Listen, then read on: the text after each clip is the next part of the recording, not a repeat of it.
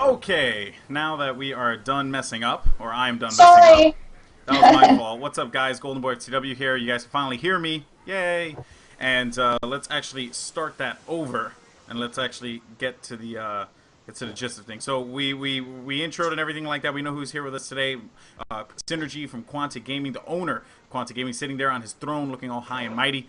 And of course we have Emily, who is her camera got stuck in a freeze position, but it's the Oh my gosh. best possible No. image ever. And just by the way, Red Bull, if you're out there, this is a plant actually, and Oh, we because would I'm like you to drinking it? Shit. buy Best some image ever. ESFI advertising space. Red Bull, this is perfect. You can get in the bottom right there, right next to you. I'm obsessed with it. Oh no. Well, with that said, let's since we have Emily in the perfect possible angle, the camera. Let's get into some news here, Em. Pretty much, I was talking before, no one could hear me, but you had mentioned the CSN March Mayhem tournament. I'm talking about the conveniently named Game Battles March Madness tournament. So many March stuff. Yeah. And the March Madness tournament was one of Game Battle's biggest tournaments in the history of the site. It had 1,028 teams, $800 in prizing, or like $1,000 in prizing, something like that. And team, what was it, Conquer defeated Corrupt in the final. Pretty interesting too. I don't know the rosters of Conquer nor Corrupt, but I do know I'm that not sure about those either. yeah, but I do know some notable names did compete in that tournament. So that is something interesting to point out. So I do know, like, if I'm correct, I saw Fear. They were competing in this. We had some Weekly Warfare guys. I think it was like Suddenly Famous, and KPV had competed in it. So pretty shocked to see. KBB came in like fourth, I think. Really, They did pretty good, yeah. they're a very good team, and they've been on Weekly Warfare when I was hosting that show like so many times now. So obviously they have the talent. But yeah, so no top teams in the, or at least in the final. But moving on though, let's actually talk to our guest, Mark Synergy Faraz. So Oh my goodness. I probably butchered your You know, last you know, I name. picked that. I picked that handle when I was like, because I was like 15, and I didn't know how to actually spell synergy. What was So that, I like 40 years spelled it. ago? You know, actually, it was like the turn of the last ice age, I think. Oh my god, that's horrible. Oh, Emily, your Like, camera's let's put it back. this way. I Yay! remember the internet when it was text only. Okay, Oh now my we're like God. streaming this show. That's pretty cool. Oh man, that worries me. So should we talk about canes or we should talk about gaming? I don't know which one you want to talk about, Mark. Let's talk about like rudimentary primeval tool sets. We make spears and arrows. Back then, the internet was connected with strings. Anyway. We went uphill both ways in the snow, and we liked it. Oh man, you want to land 5 miles down the street. With that Exactly. said, Mark, you have Yes, sir. been on this show before. Actually, on episode 3. But you know, since you've been on here before, you know, I'm pretty sure some people may not know who you are, since you're the man behind Quantic. So take it away, my friend. Well, I wish I could say I was just the only person behind Quantic, but there's actually a lot of folks that I would say have dedicated many tireless hours of work, and always taken a moment to thank them for all the hard work and dedication they put into what we've built in the last 2 years. But what do you want me to say, Alex? Where do I start? Because I don't want to bore everybody with a whole bunch of stuff. How about we start with the beginning, and the beginning briefly. In the beginning, I know there that was story. earth and light. Oh no, well, actually there wasn't light, right? All right, let's start with what you do. What's your role? There you go. So what I do is, well, I'm the founder and the CEO, and basically kind of like the custodian of the mission, if you will. And I come from the professional business landscape, and I'm not a pro gamer. I'm not a really great shot or a Masters League StarCraft or anything like that. But I got into this because I fell in love with Battlefield. And I used to play Counter-Strike back in the day when I was in college and stuff like that, and I really liked it. And the competitive scene was interesting back then, and of course it was just kind of getting started. And I really liked the way that the console scene in particular, when we started this, really kind of like provided something for the people participating in it, and, the players themselves. And that really interested me, and being able to participate in that and the development of good things was interesting and fun. So we did it and it was cool and everything, and then we won Dallas and it was like, holy shit, we actually have to like do something if we want to keep doing this now and make a business out of it. And of course, making a business out of anything in esports is a challenge. So here we are, and it's kind of almost bizarre to think how much ground we've covered in such a short period of time. Our moniker is the people's team. Of course, we really like to be for the people, by the people kind of thing. We try to stay as authentic as possible, and we try to make sure that our fans can connect with our players in a very real way that is genuine and purposeful.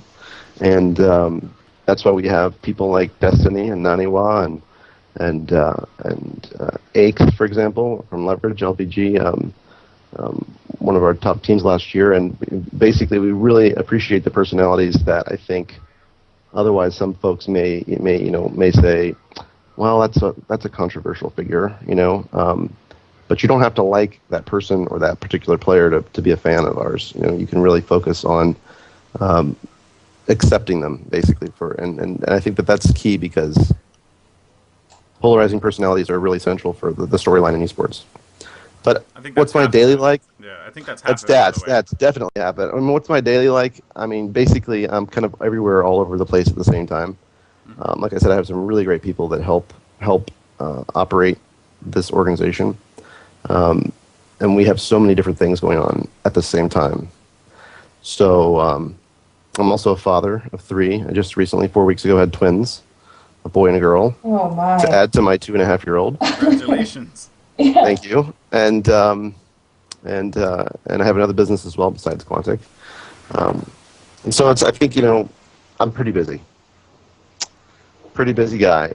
But my main role is to keep the vision in alignment with what we're actually doing tactically, and make sure that everybody really understands like why we're doing this, our purpose, and to try to create a sustainable and a viable long-term operating model within esports that serves the fans and the players and the partners. And we really are player-centric, so we really try to keep things around the concept of what's good for the players is good for the fans, is good for the partners, and in that direction. If you want happy players, nothing else matters. And trying to get the players as much as we can. I think that's always been a very central aspect of what we do. When we entered Call of Duty last year, we basically, it's an ironic story. Next Threat, Next Threat and Vengeance of Next Threat actually was the first one to take a chance on us. And we were trying to do something big, and and they took a chance on us. And of course, at the end of the year, they ended up winning the Nationals. But after Threat, we treated them so well that the word spread, and we ended up with Influence and then with Leverage as well. And we did some things that I think, in retrospect, we really just, I guess, didn't know all that we needed to do or what we needed to do exactly. So we just did things that I think, from a business perspective, would be reasonable and responsible. So we did some things like paying for flights and trying to like contract our players and stuff that is pretty well accepted elsewhere in esports. Well, it didn't go over so well in Call of Duty, because everybody was like, why are these guys doing this? They're trying to commercialize our game. They're trying to do this, that, and the other. And so initially, it's been a real interesting role that we've taken from being the guy that was who the hell are these guys, and what are they doing in our little backyard here? Why are they working with these teams? To, I think, towards the end of the year, finally a unity between us and Eon, and around the mission of trying to bring Call of Duty to the mainstream from a competitive standpoint. Mm-hmm. And I feel like Call of Duty is really it's inevitable. I mean, I talked briefly with the owner and founder of Apex last night on Skype, and I told him, I said, Ron, I'm really glad that there's somebody putting a bunch of money in Call of Duty right now, because we couldn't keep going at the rate that we were in Call of Duty last year. We couldn't sustain that. But it's going to pop, and so I think it's just a matter of keeping that pressure up. I feel like for esports to be successful in the mainstream, a strong player-based community is absolutely essential, and that's why games like League of Legends do so well, because they have people that are playing that game in mass, and then they also like watching that game. And I feel like we just haven't figured out how to present Call of Duty in a compelling and thematically interesting, coherent way that the people who play it, almost 1 billion of them, will also want to watch. And when we do that, I think that Call of Duty will be the biggest and most watched esport. I have to agree with you on that one, by the way. I've been saying that for quite some time about being able to find a very, because as a caster, that's one of the things that displaying first-person shooters is not easy. One of the things that makes StarCraft so appealing is how easy it is to show it off. Same thing for League of Legends. You know, you have that top-down perspective. People can kind of get an idea, move around the map freely. And, you know, I will say this much. It won't happen with Modern Warfare 3. That much is for certain, because if you wanted to do spectator mode in that one, it's just god-awful. Like, unless you're following the player, I think that the camera, the free cam, is just, it's not manageable.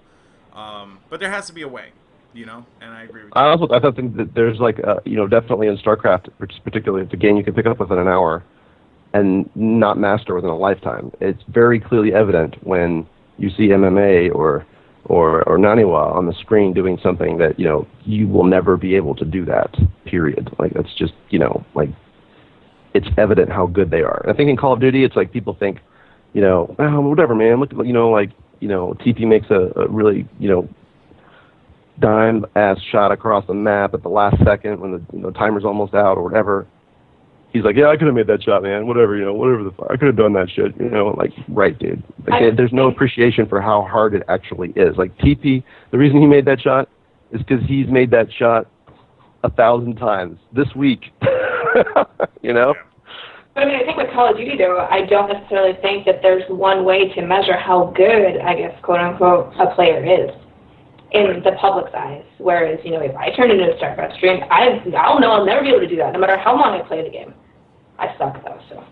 Well, absolutely, and there's a whole game sense thing, too. I think that in comparing other esports to Call of Duty, there is a sense about, I can understand how to play, how StarCraft is played at a high level, because I can watch it, and I can, like, listen to the commentary, and I can get it.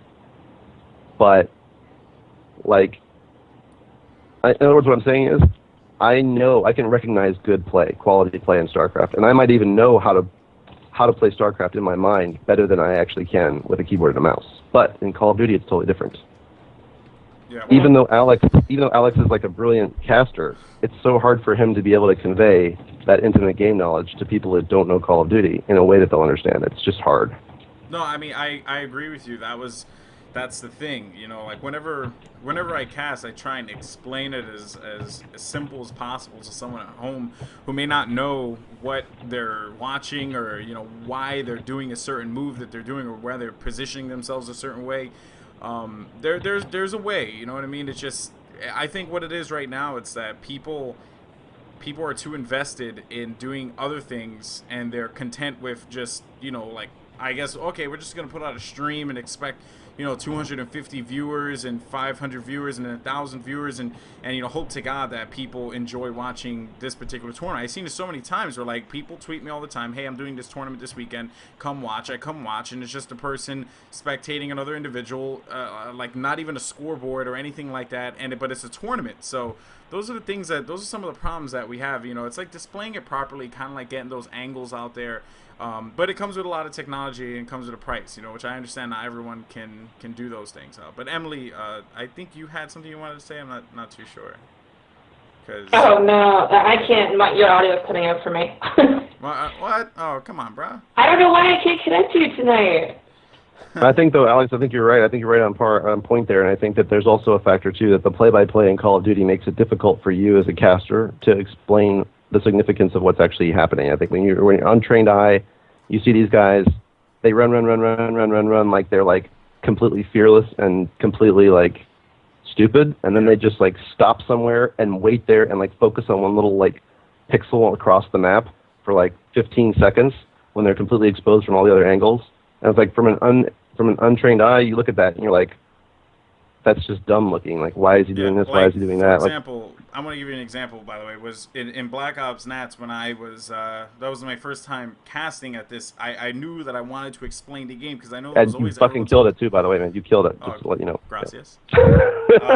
So, one of the things was in firing range, right? Not a lot of people, or at least, like, people who may not know the game, don't understand. Because, one of the things I did when I first popped in Call of Duty Black Ops was I went to every single map, flag and dom and S&D and all that stuff, and I just look for angles, and in the CTF I look for spawn points, and that's all I did. So like in the beginning of the game, I knew spawns off the top of my head, and people were like, "Oh my god, how do you know that?" It was because I did my homework, and I think that's part of the problem. It's a very, very young and immature community that they're not willing to do that. I see so many players every night just saying TS, TS, TS. What are you getting from those team scrims? Every single day you sign on, you're supposed to sign on with a mission, a goal. And I think, Lord Jareth said it right when he said that in Losers Bracket. He was like, every day you sign on with a goal. I'm going to work on my communication. I'm going to work on my positioning. I'm going to work on my aim. Right. I'm going to work on this. And players just don't do that anymore. And I think that's like the crappiest part about it. You don't see them putting in that work. But granted, the good players are good, but I think it's, at this point, there's a lot of raw talent. But you're seeing the players that put in that extra amount of work, and it pays off for them. Guys like Well, Optic, I think that's exactly. They basically turn Or the something old that's Optic. extremely hectic. They turn it hectic into an actual predictable measure of risk. And that's why they're running across the map, because they know that timing route says that nobody's going to be on those flanks, and they don't need to look over there and check. Yeah. They just need to get to the cutoff before the other guy does and be waiting on his ass, not the other way around. And it's so hard to get people who are like casual players to understand like how hard that is and how many times he's gone that route and how, what could go wrong and all the rest. Yeah. And responding to what his team is telling him. I think that's a big centric part that we really did especially with Leverage. Leverage was 75% roster pure across 6 events last year. That is absolute insanity. Yeah. I don't care who you're talking about. That's amazing. We held that team together through some very tough times. Not to their detriment, but I mean, the point is, teams working through problems is part of playing a team sport, whether it's soccer, basketball, or Call of Duty. And I think that there is a lot of egos, and there's a lot of, a lot of people who forget that acting as a unit is the only way to win. Like, there's no way you can hero class style. Well, maybe unless you're like Virus.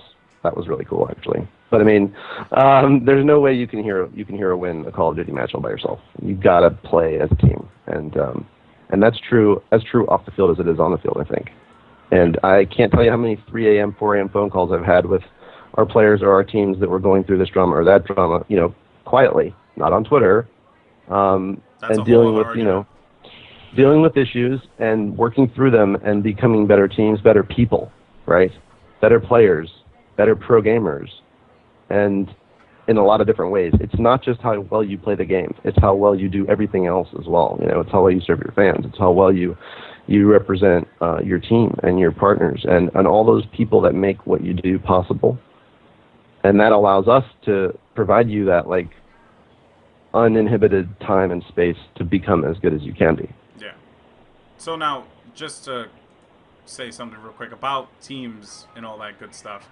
I know that I was actually just on the Quanta Gaming website. I think it was this morning, and I was just looking around, seeing the new logo on the top and all that stuff. Looks fly.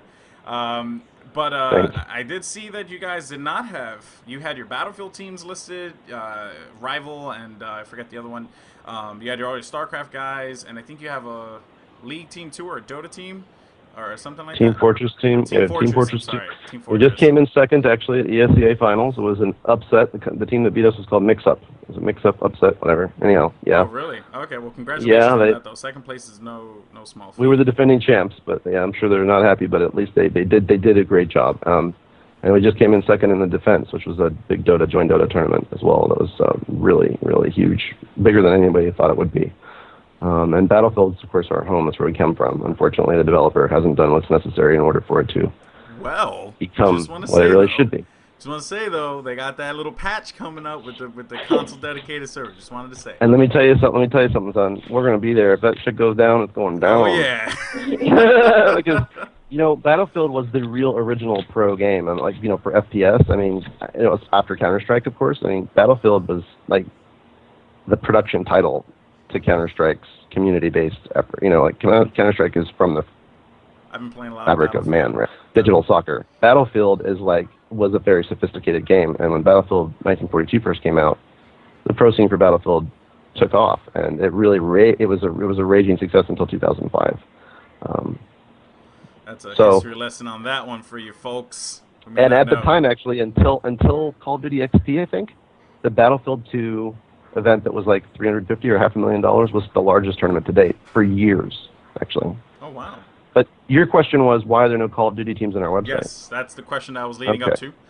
All right. Well, I mean, Leverage and Threat are still, Quantic teams. I mean, we still have relationships, active and healthy relationships with those teams and players.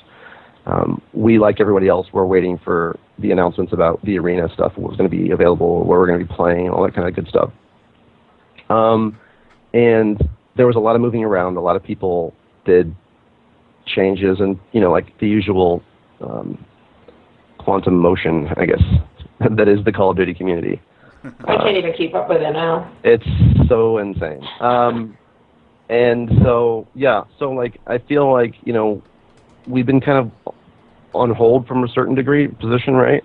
But we still have good relationships with those teams and those players, and I think we're anxiously looking for an opportunity to do more in the space and with the game.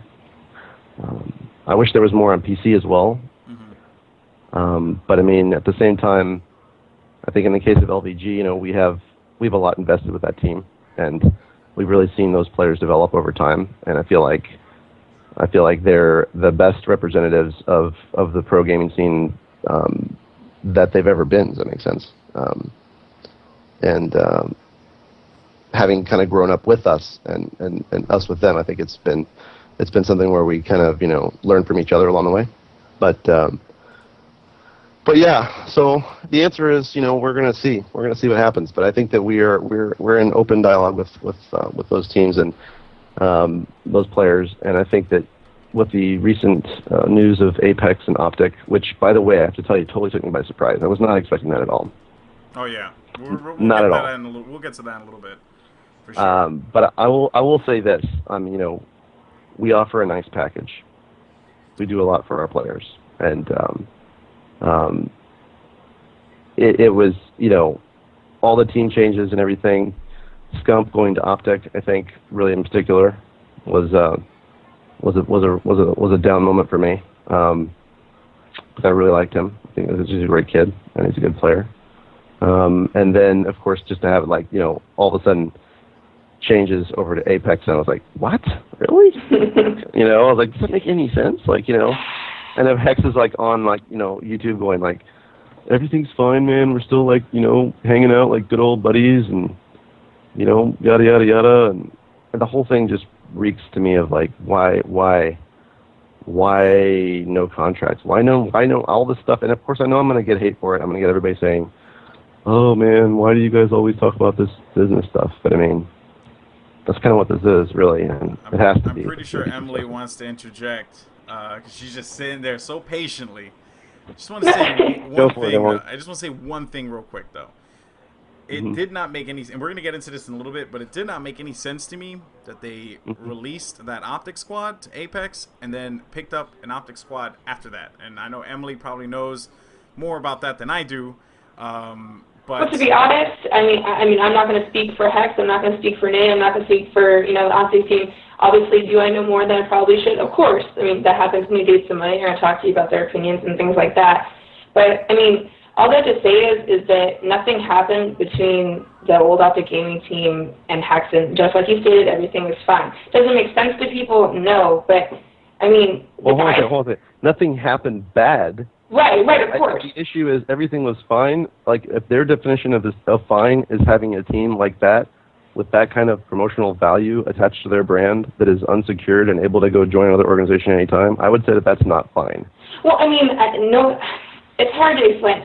They got approached for an opportunity because there isn't anything here. I mean, the best way that he did describe it was compared to the NBA.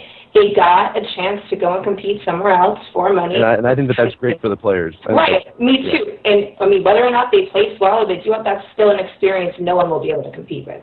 And I hope more teams decide to go over there. But in regards to them going over there, I mean, I think it was a great decision for them. They're going to get experience, just like, when some EU teams came over here for XP and for MLG events. They got an experience. But I think it's great for the players. Don't get me wrong. It's great for the players to be able to go and compete over there. I don't want to take that from them at all. Oh, of course. I mean, but I really don't see, from an organizational standpoint, why Optic. That's devastating for Optic. They should try a little bit harder, in my opinion. I mean, even if someone, made an offer to get them, I think they should have fought harder. Now, of course, none of us know. I mean, even I don't know what went on exactly behind the scenes, why they finally decided to settle with Apex. In my opinion, I mean, is the money all that different? What if there's events in, a summer? Or if there's events in the fall? That's really not clear to them? It's not clear to me exactly the answer to your question, what you're saying. I've tried to discern this a little bit. And I even talked to Odell from Dignitas last night about it as well. Mm-hmm. It's really murky. Like the videos and stuff I've seen, the material I've seen published about the move, it seems unclear to me exactly what they were offered. And I think I learned. I learned a little bit more about in talking with the owner of Apex a little bit last night. But I mean, I think that in essence, I mean, yeah, I mean, when it first happened, I thought, okay, well, Optic is kind of licensing this team to them, or kind of releasing this team because there's no place for them to play here, blah, blah, blah, blah. Mm-hmm. But then as it developed, it kind of became very clear that, the team was in fact completely departing Optic, right? Correct. And I can only imagine that they're going into Apex as contracted players. Correct. And from my perspective, it's somewhat laughable because I'm like, geez, these are the same players that I tried to contract a month and a half ago who left my organization because they wanted to go be with the brand of Optic, and yet now they left the brand of Optic to go to Apex. It's just all so weird. It's a very strange. Well, in regards to Apex, though, they are one of the if not the biggest European team. Out there. They're doing big things. They're pulling a Quantic. Yeah, they are. I mean, for what we know, 2012 might be that the way Quantic had 2011. Exactly. And you guys succeeded so well that year. I think Apex might actually have that year. The question, of course, that raises in mind is that they have 3 teams. They have 3 Call of Duty teams, which, of course, Quantic had 3 Call of Duty teams at one point. Yes. Actually, you guys have 4. Threat. Well, actually, no, you guys had a lot of Call of Duty teams throughout the year. We had Fear, Leverage, and Threat, and we had Influence for the first event. And you had Ham as well. We had Ham, but I mean, I think when we're talking about Apex, we're talking on a bigger scale. Talking about an organization here that is on a land grab, right? Yeah. I mean, they got a hold of the best stuff they could in Europe, but the fact of the matter is, if you're in Europe, you know that the top 4 American teams can basically destroy everything, and that's Leverage, Optic, Envious, and now Extravagant. And before that whole breakup and everything got reevaluated again, I think that this is the core issue that we have. Who is those teams? What about the brand? What about the story? What about all that stuff that the fans followed? The one brand in Call of Duty that was actually sacred. This may sound bad because some people are going to hate me for this. The one brand that was sacred was Optic. Yeah, I agree with you. I mean, Optic was... I wasn't expecting... And look, I love Hex and I love Hastro. I think they're great guys, and I know them very well. And they're fine. Alternatively, though... I'm sorry to cut you off, Mark, but alternatively, they do have a very good... The new Optic team is, in fact, very good, in my personal opinion, because I believe Apathy to be one of the best players to be playing Call of Duty right now. Him and Too Quick, but Too Quick, I believe, stood on LVG. Or he stayed, whatever. He stayed on LVG, right, Emily? Something? No, Apathy's not on Optic. Who is it? Oh, is it Too Quick? Nade, Too Quick, yeah. Never mind. Karma and Fake Assassin. Either way you take Too Quick and Apathy, they're both freaking good. So Too Quick is amazing, and it doesn't matter who it is. But all I know is that they have a very good team. So, I don't know. Oh, don't let me subtract it all from I mean, I may sound like I'm kind of down on Optic. I'm not. I was just surprised. That's all it was. I was literally shocked. I was shocked because it was just literally weeks prior that Hastro was like, "Hey man, can we engage your players on this team or on that team or whatever?" We had Proofy back, then he was gone. Scump back, then he's gone. I was like, "You guys are killing me." And then they came like, "Well, we want to take TP." I'm like, "Okay, dude." Are you going to leave anybody here for me? Are we going to have a Call of Duty team? I know. And it's just so hard to tell the story with the brands. I mean, the fans don't keep up with this is just all white noise to them. They just unfollow. That's it. That's all. Forget this. Seriously?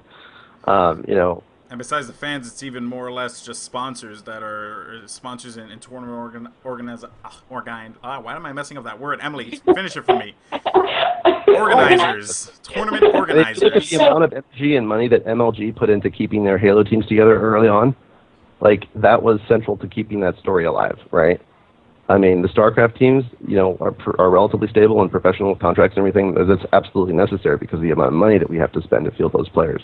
But I think that in Call of Duty, it's no different. And I think that as the Halo, ball has slowly become unwound, I guess, to a certain degree, and MLG stopped putting all that player management attention on those teams, those brands all got all murky again, and it's hard to tell anything, right? So, I mean, unfortunately, in Call of Duty and in team-based FPS, the team is the competitive brand. And that means that is the brand that the people who are watching are following. Mm-hmm. And although it sounds like that should insulate you from what happened to Optic, and they should be able to make a new Optic team and just say, okay, well, great, they got some great new players here, they're going to do fine, and Optic just moves right on.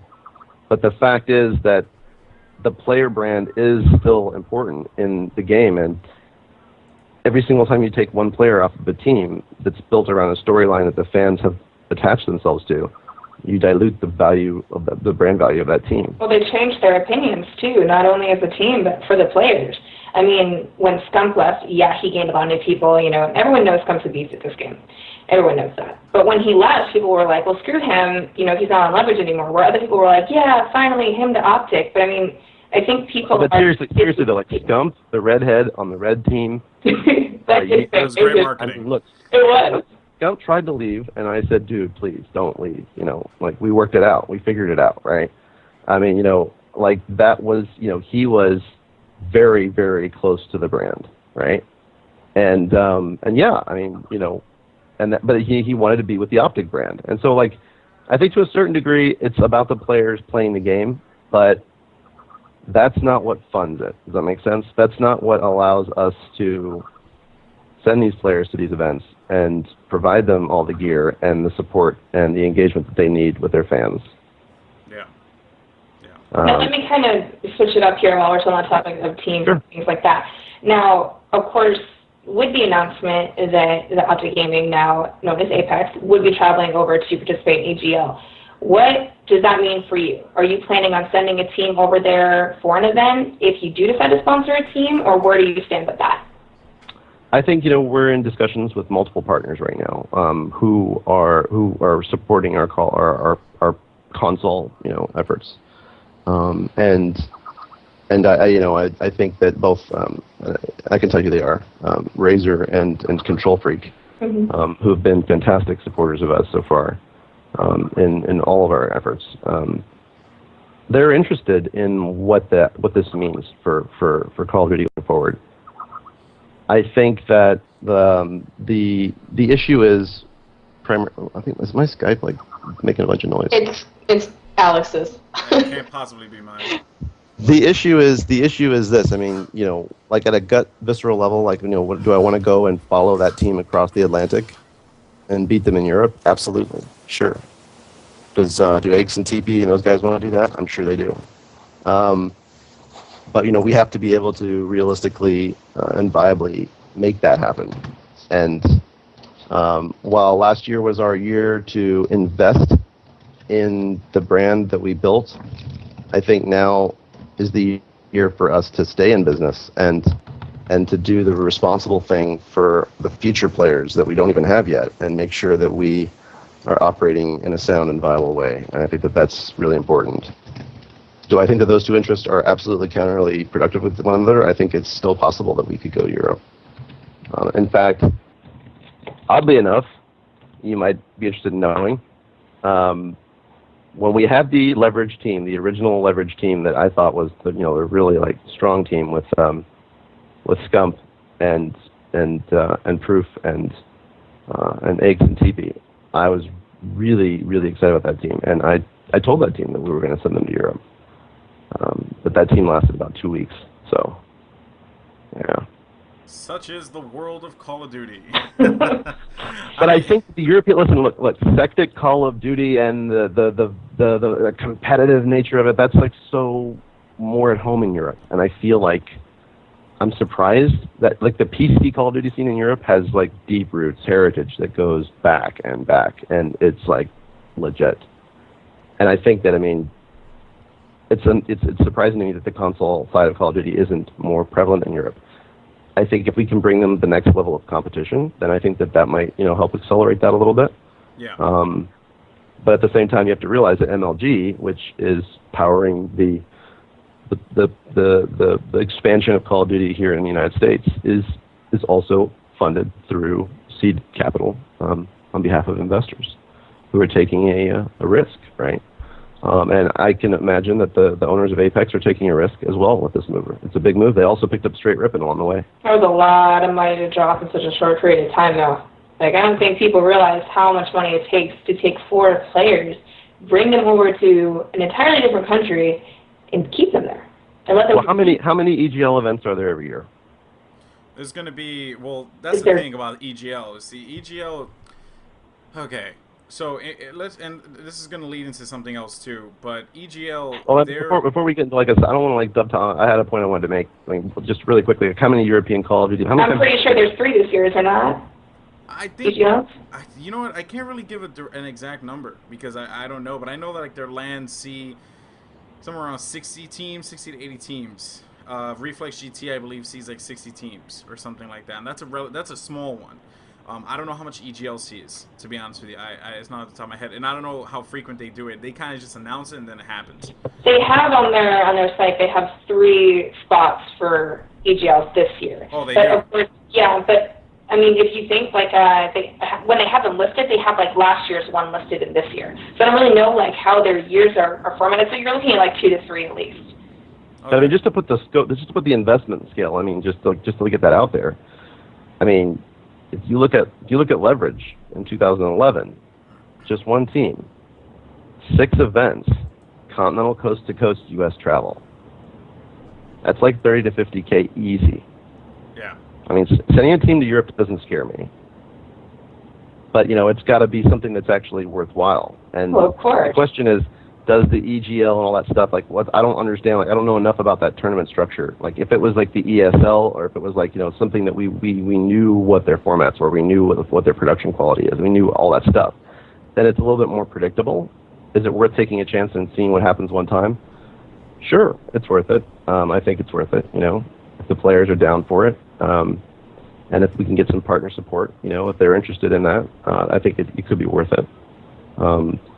I think it's going to be anticlimactic to have Optic go to Europe and just, I mean, what are they? It's like a known factor. They're going to go to Europe, they're going to win, and that's it, right? I mean, unless like some flakiness happens. I mean, literally, they're that good in comparison to everything else. To be honest with you, they're do extremely well. I actually think that, and I know that some people in the chat may or may not disagree, but based off of what I've seen already, we've had American teams scrim against European teams multiple times. Now we actually had Leverage scrim against, forget the name of the team. I think it may have been Old Apex. I'm not too sure, but Leverage beat the crap out of them. Yeah, that's what I'm saying. Like the level of aggression, and like our players are tournament tested, tried and true. Like they have been to 6 events a year. They've done the grind. They've sat on the floor of the buses and the hotels and listened to us talk to them over and over and over again about what's important, about maintaining composure, about communication, about all this. Literally, the level of competition here has been really high. And the raging rivalry between Quantic and Eon towards the end of last year was extremely healthy. Very, very healthy. Yeah. Everybody wanted to see Optic versus Leverage. So for Optic to go to Europe, not Optic, whatever it's called, Apex now instead, I'm sorry, there is a storyline to be told if Leverage follows their ass over there to try to beat them. I think that that's valuable. Yeah. I don't know how far it travels, no pun intended, but I mean, you know, it's like I agree with you. I agree with you 100% about that. But one thing about the European Call of Duty scene, and this is the thing that they get right, even the console portion of it, they're very organized. I mean, they do have a lot of team situations, but I mean, like most of the top teams, like their organizations Farico, Western Wolves, Apex. There's a few others, off the top of my head I don't remember. But they're very organized over there, as opposed to the United States. And this is where I feel they're getting it right and we're getting it wrong. But yet each community has something that the other one needs. The American community needs organization, while I would say the European community needs money, which is something that the American community I'd say See, I disagree with that. If you're looking at purely from a Call of Duty standpoint, maybe there's some credence to that.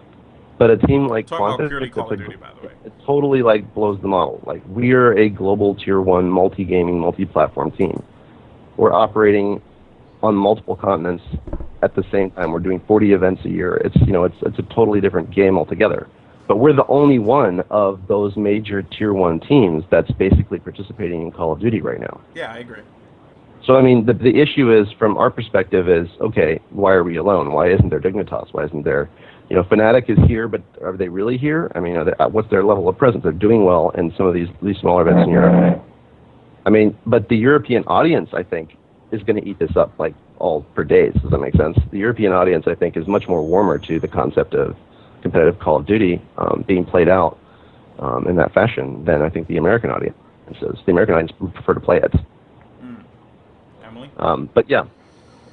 You have, no, I mean, I don't know. I mean, I guess, my point is that, and people view it this way. If it's easy for LAN to be played there, why isn't it being held here? Why are we being forced to send a team overseas? And this is not coming from me. I'm just saying you see people talking about it on Twitter all day. Why is it not being done here? What is stopping us? What is the holdup? Why is this not possible? What are they doing that we are not doing? Well, I think there's a couple factors, and I'm sure that Scoots or Key Hunt or Jareth or a bunch of folks that I know and hold dear would be more than happy to explain this in more detail and probably call me out as a noob. But I mean, I'll say this: I think StarCraft has taken over MLG, right? That's pretty clearly evident. But I mean, I think the league composition in North America is a little bit in advance of where the league composition in Europe is right now for StarCraft. Mm-hmm. And so I think that, we're further down that road already, and we've got a lot invested there, and it's producing. So I think the issue is, for an MLG perspective, I think it would have been Call of Duty had it not been for this Infinity Ward thing, whatever this thing is. And I don't know the details on that because, honestly, I'm trying to not know the details on that because I really don't care. There really wasn't. They just didn't do anything. There you go. Details. I mean, yeah. So what? I mean, if Sony was still here giving us, millions of dollars to make sure it was on the circuit, I'm sure we'd make it work. But alas, they're not. They're getting fighting games this time, I guess, instead. So, publisher support is not only important, it's vital. It's critical. And I think when the publishers wake up and realize that this kind of competition provides their title longevity, and that the most hardcore gamers that are playing their games are not only the most valuable center for feedback, but they're also the people who are the easiest to penetrate their competitors' market space, that's when I think they'll wake up. And I can say that with absolute confidence because, we spent many months this year selling Battlefield to the Call of Duty community because we straddled both spheres. And then, to be quite honest, it was a total letdown when DICE didn't have the damn features in the game. We're like, are you guys serious? Are you on crack? What are you guys doing here? Why? Just wasn't their priority. EA wanted it, but it wasn't their priority. So I mean, I think I'm really hopeful that they get this patch in or whatever they're going to do for Battlefield. But will we get everybody's attention back? I don't really know. I don't know for sure. But fundamentally, I think that we're going to see some other lands here. I think there's some rumors of some lands in Texas happening. Mm-hmm. There's the Frag Cup with Machinima, and I feel like just because MLG isn't playing Call of Duty in Columbus doesn't mean that we're going to stop telling the story of Call of Duty. And I also think that, honestly, I think that Halo got a breath of life at Infinity Ward's graces. I think that, honestly, if they do anything to fix the situation, that Call of Duty will return to the circuit this year. MLG shut down 5 syndicated shows, including Stay of the Game, and dismissed it in the whole 9 yards, and then they did what? Started a show about Call of Duty. Give me a freaking break. You don't think that they know what's going on? They know what's going on. They're pretty smart dudes. They know what they're doing. They know how to run their business, and Call of Duty is here to stay. It's not going anywhere on MLG circuit. It'll be back. Now let me just one more shot. Now let me just hop in here real quick. Now, in regards to what Eon did with the Gunner Codland, do you see, Quantic doing something like that? And flying me out to commentate it, just saying. But I mean... well, let me say this. We are about to do our second event in about a week and a bit in Austin, Texas, in conjunction with South by Southwest at the University of Texas. And it is a large-scale CSL, Collegiate Star League, and an invitational event for 16 professional StarCraft 2 players. And we're also doing some fighting game stuff there in the console side. That's a big event. That's an event with like a easy, big budget event. You could blow a lot of money on an event like that. And we've got a lot of support from a lot of vendors, a lot of partners that want to participate in that kind of thing. Mm-hmm. In particular, we've been in discussions with Sony about doing some really cool stuff, potentially maybe even 6 months to a year away, that could really be, big on the Call of Duty side or on the FPS side, but depending on which other titles emerge in the next few months. I think that a big, large Call of Duty LAN would be really, really great to do. We're in the position to do it. We have the resources, we have the people, we have the partners to do it. I wouldn't want to do it without Eon. Does that make sense? I think that would be really important. I feel like we're cutting a path together, and I think we should keep doing that together. What do I think about the Gunner thing or whatever it is that they did? I wasn't that impressed particularly, honestly. I just didn't really feel like that's the stuff that people want to see. Well, I don't think they lived up to even their marketing, just from my eyes. I mean, I tuned in a couple times, but it didn't hold my attention. Half the time I was just watching 6 guys sit on the couch. Like, I can watch Big Brother for that shit. Like, I don't want to see it, on the internet. It's funny that you'd say that, because there's actually a parallel to this in StarCraft. It's called the Home Story Cup. Oh, no. The Home Story Cup is actually, like, one of the most watched and discussed events in StarCraft every year. But it's like there are more than 2 teams there. But it's not only that. It's the amount of production time and quality and energy that the ESL team and the Turtle Entertainment team puts into that event every year and making it special. See, that's the thing that we need to do in esports, is we need to make it special. It needs to be a little bow at the top right-hand corner that says, this is special. Well, don't get me wrong. I mean, I think it was awesome they got big names to Everybody come out. focuses on, like, we're playing Call of Duty, so, like, this is how what it takes to be a pro. This is what it takes, like you're assuming that everybody that's watching is like a wannabe, basically. Well, I mean, I think that's why they brought in my opinion, that's why I thought they brought in YouTubers, is because they feel more like YouTubers. Watch them on YouTube. Exactly. But I mean, I just don't think, like, they did the skills competition, and I'm not, like I said, I'm not knocking that. But, I mean, yeah, was it fun to watch for a little while? But not for 12 hours. Like, I just didn't see the point of that whole entire event in my eyes. Like, they dropped money for what? 7,000 viewers in an entire day? I mean, I don't see it. I mean, look, Scump can go get on stream right now and, like, basically deliver a poor rap performance and whatever else he comes up with in the moment and get, like, over 1,000 viewers. So why is that? Why is it that he can do that, but yet there's other players out there that are really good players that only can get 100 viewers? Why is that? Because he's got an attachment value with him, that the fans attach to him in a way that is memorable, that they want to come back and get their fix of Scump. Does that make sense? Mm-hmm. And that's what we need more. We need to become more sticky as a community, and our story needs to be more coherent. In the case of Scump, it doesn't matter how coherent his story is, because what the story is the fact that he is just that damn good. And it's acrobatic to watch him play. But that's not the only story we can tell. We can tell lots of stories in Call of Duty that we don't take the time to tell. Mm-hmm. And I feel like personalities like Alex is really so central to that. I think Alex can tell that story. And I think when the players are doing stuff in the field that doesn't need talking about, maybe we should work on that storytelling. Because in StarCraft, everybody wants to know what Destiny ate for breakfast. Everybody wants to know, like, it's just ridiculous. StarCraft's 20% of the equation, honestly. Like, being next to the most, like, famed Call of Duty player on the planet is like being next to somebody who's really popular in their high school. Being next to the most, like, famed StarCraft player on the planet, like, they have a bodyguard detail, they're flying business class, and they're making out with Paris Hilton. It's ridiculous. I mean, it's a totally different level of what's going on. So, but I think we can get there. I think it's going to take some time. I think it's going to take the players trusting the teams that are investing in this space that actually have demonstratedly shown that they know what they're doing. I mean, am I the only one there that sees in, maybe I'm just not thinking of it the right way, but when I see team changes, it just seems to me they happen so fast, they're unorganized, it just seems like nobody's patient. Chemistry does not happen overnight. Every person you team with is not going to be perfect for you. Just like you said, you're going to have fights. Right. You know, how many fights did the players of Leverage have? I'm sure everything wasn't all, sugar and spice the entire time they were together. I used to tell Eggs all the time, I'm like, dude, look, Scump needs one thing, and that's not what you think it should be, but it doesn't matter what you think because you're the leader. Right. And your job is to meet those needs, and then in return, he will perform for you and do what you ask of him on the field. That's how it works. But, I mean, that's coaching. Does that make sense? Yeah. Like, that's having a mature voice in the background who's saying, hey, guys, maybe, all that smack doesn't really matter. You should think about this.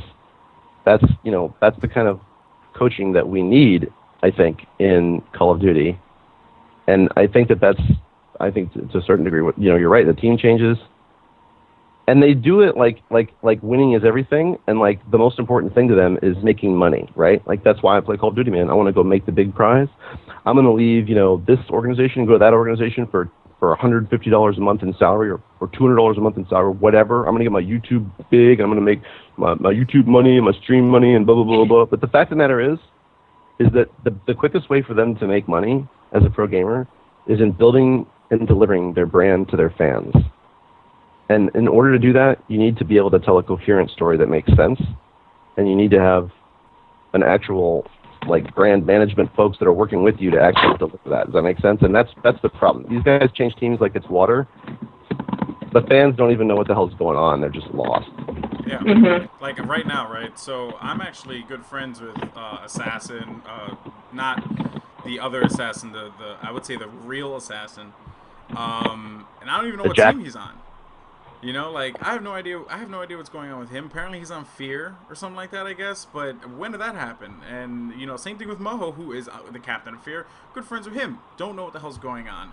What was it? Recently, I was actually funny thing, mind blown. By That's the way. because you should know, Alex, that Fear is Moho. Well, you see, here's the thing, though. So, when I competed, Mark, that was what I preached, right? So. I had two teammates for 2 years, and in the time that I was competing from NW2 all the way to my ending with Black Ops. I had two teammates for 2 years, and we struggled, and force were always dropping in and out. But I kept on preaching the same thing. It was you work together, we win together, we lose together, we go through things together. That's how it works. That's how teams operate. And what it really boils down to is younger players just do not understand the concept. And this is I don't. And you and I had this conversation about this a long time ago. As a matter of fact, I remember when you and I had the conversation about Next Threat and Leverage, and I do remember telling you that Leverage was a gamble because of how volatile Aches was. And I love Aches. I love Patrick. He's a great guy. You know what I mean? I love that entire team when they were together. I thought it were a great squad. It's just they were volatile. That fourth was rotating in and out constantly. It was a real big situation. And you assume that they're together, like Aches and TP are together. Yeah. Because it makes business sense. Well, maybe it does to a certain degree, but mostly it's because of the personal relationship that they have. Like their call to action is dollar bills. But the funny thing is that the most valuable thing that they actually have is the fact that they've been together so long. They take that for granted just to a degree. I mean, like you're right. It's all about. We had a Call of Duty competitive director named Slevin who was really epic about describing this, and he would always say don't waste your time calling out somebody else's, failure to deliver on the field when you should be looking at yourself. You should be looking at what's going on right here with you in the mirror. But I think that how do we get these players and teams to realize that the money flows from being a professional gamer isn't about winning the prize. The prize is what makes amateur players come out and try to get recognized. And once they get recognized, then they get picked up by teams like us that pay them. And we don't pay them to play, we pay them for everything else. The tournament pays them to play. Yeah. Does that make sense? That's a good point. And I think people are just going to hear that and it's going to go in one ear and out the other unless they understand it. And I don't pay them to think manage the brand, to deliver for their fans. We pay them to be available and respectable and admirable, and we pay them to be a personality that is memorable and sticky, that their fans like and want to follow. And that's basically how the entire business model works. It's all built around this concept of making the fans' routine part of your routine. Like, the fans make you part of their routine. Like, everybody talks about streaming all the time, like streaming. Like, the absolute worst way to stream is to go randomly just decide to get online and stream whenever you feel like it. Like, streaming is not about what you're doing. Streaming is about what your viewers are doing. Day 9 does not get 13,000 people every single time he gets on his stream. He has a date with 13,000 people every Monday night. And they show up, and so does he. Yeah. You have to do it on a schedule. It has to be routine. They have to know that at 5 p.m. on Thursday night, they're going to come home from work or whatever, and that your stream's going to be on. And they're looking forward to that. And if it doesn't happen a few times, and they can't count on you, then they'll find somebody else to watch. It's more concerned about what they need. And you don't have to overexpose. You just need to be frequent and regular. Does that make sense? No, I mean, it does. It's just the same thing with YouTube. Upload your YouTube videos 3 times a week to the minute. You know, tweet at the right times every day. That's a good point. You know, it's not like, these are not practices that need to be like super mechanical, but I mean, these are practices that we can help our players with. We have systems in place to help our players manage this and help, you know, understand like what happens. I mean, what happens when so-and-so gets on Twitter and gets into a rage fight with somebody else and says the wrong words, and all this kind of stuff happens. You know, and then like 3 months later, they're teaming together. These are young people, and they don't really realize the fact that everything that they tweet on Twitter is going to be there forever. Yep. That's why I don't tweet a single personal thing on Twitter unless it's like I'm bored.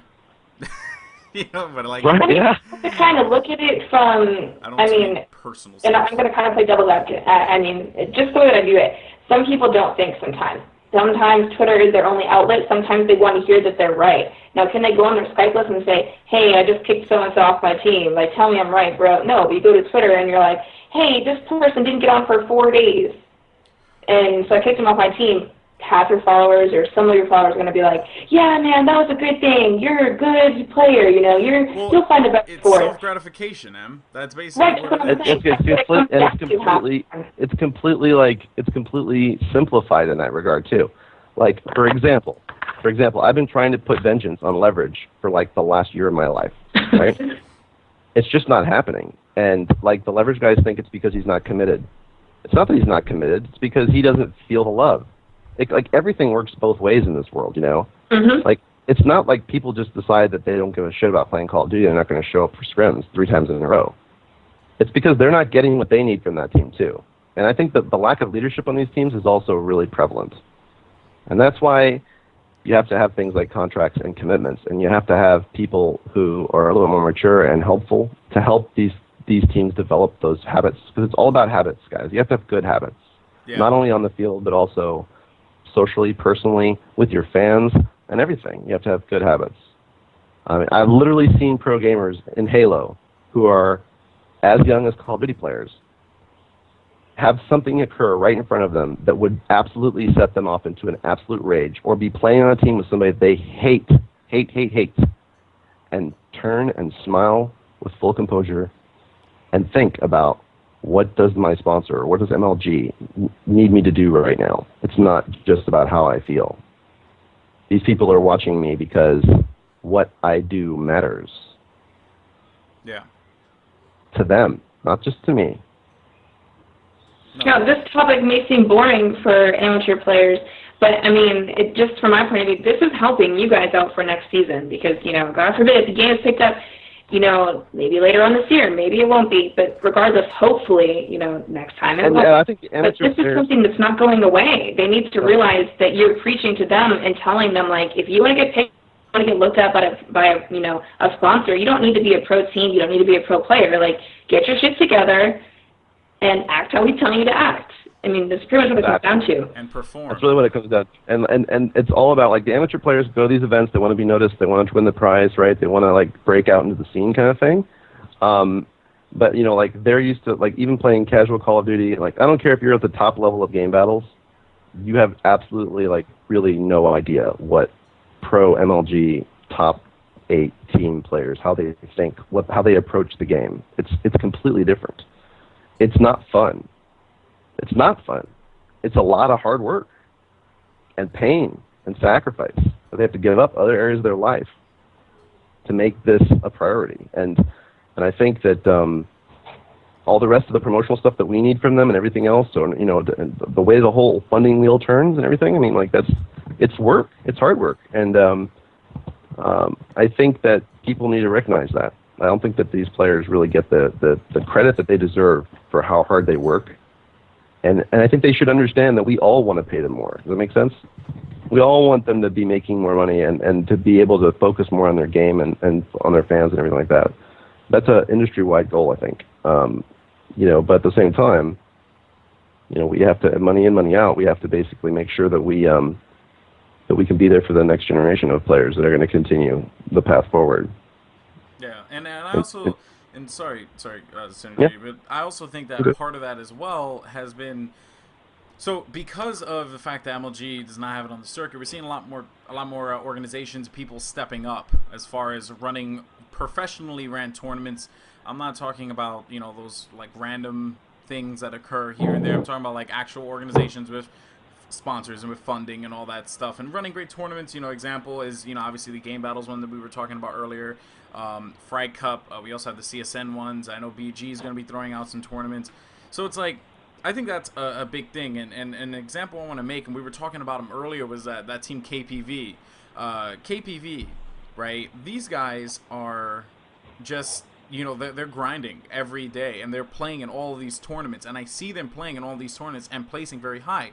They're putting in that work, and I think more teams need to take that mindset and continue to push forward with that instead of worrying about roster changes or, you know, getting pro players to retweet your, you know, free agent tweets.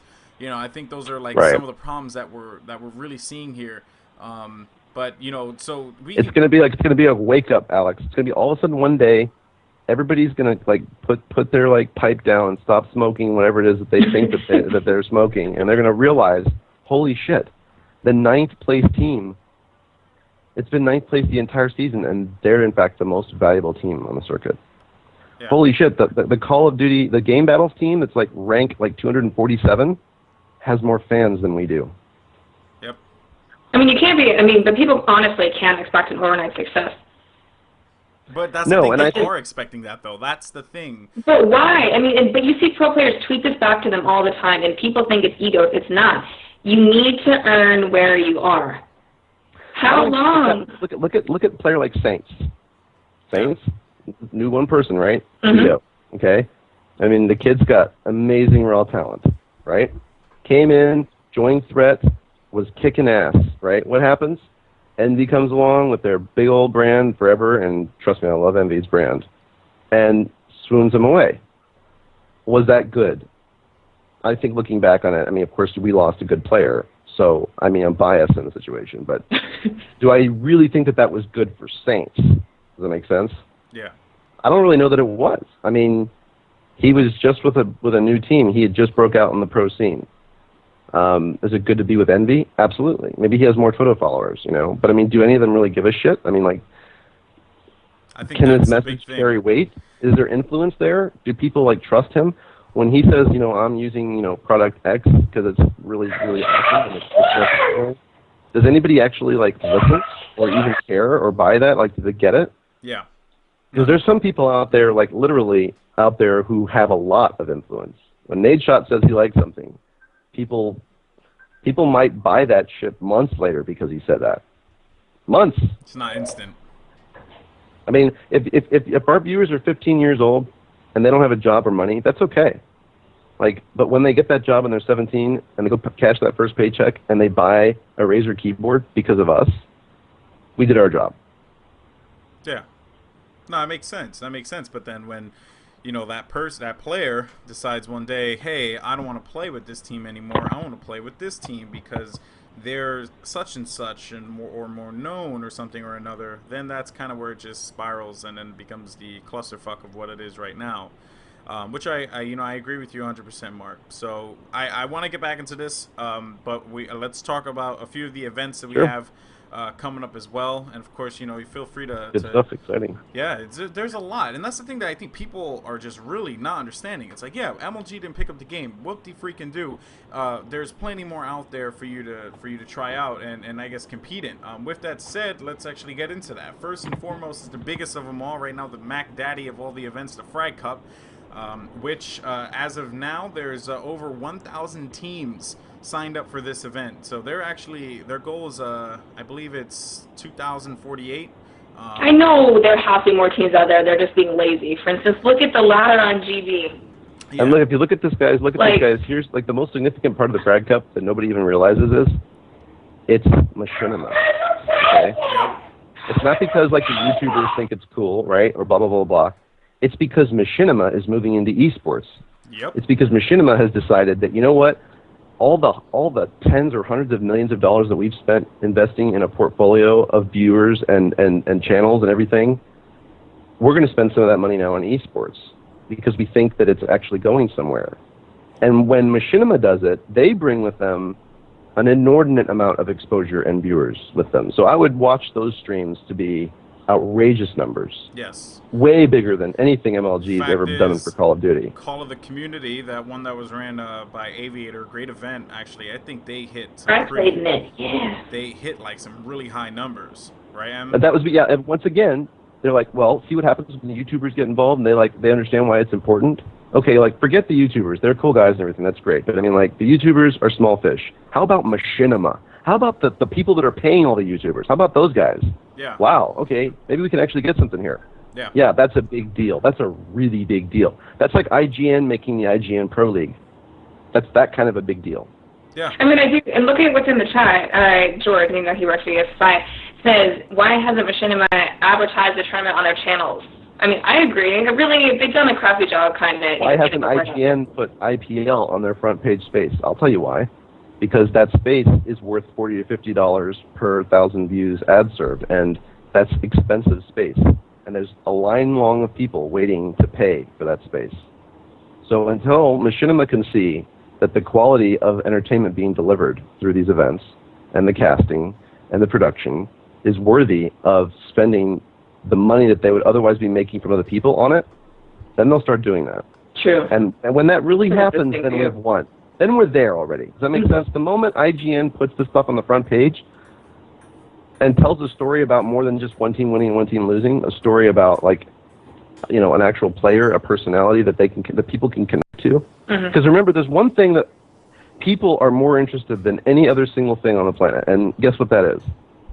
Other people. Yep. So yeah, if we can connect the people factor, I think Machinima. They're a value partner of ours as well, and those guys they turn 100 million views a month. Yep, bringing a lot of viewers. That much is just. And we get those emails that say this title's coming out, and you're going to run this pre-roll for 3 weeks, and you're going to promote this video on your channel, blah blah blah. Like somebody's paying a lot of money for that. But just imagine if it was worth it for them to do that kind of network-wide for esports. And look, Machinima believes in esports. They've run videos for us for charity events without running ads on top of them. They get that the community is worth investing in. They're just waiting for it to be mature enough to actually be justifiably worthy of that investment. I think if we can show them that we are mature and we can have our shit together and we can actually perform and deliver entertainment value to the fans and the partners, and we can cast it properly, and we can actually make it fun to watch. Like, we don't have any of the issues that MLG, would otherwise be introducing as far as like the gameplay stuff and everything else. Like, it doesn't have to be so purist, Maybe there should be shotguns. Maybe there should be grenade launchers. Maybe it should be more like the Call of Duty everybody else is playing. It doesn't even really matter if there's dynasties. All that matters is that there's a followable story that people can engage with, and that they'll keep coming back to find out what happens next. Yeah, I agree with you in there. But then when you bring in the competitiveness into the factor, because when we were doing Weekly Warfare and all this stuff, I was working, I was kind of working with Casey on it. He was doing his own thing, and I was giving him suggestions. Casey's a bum.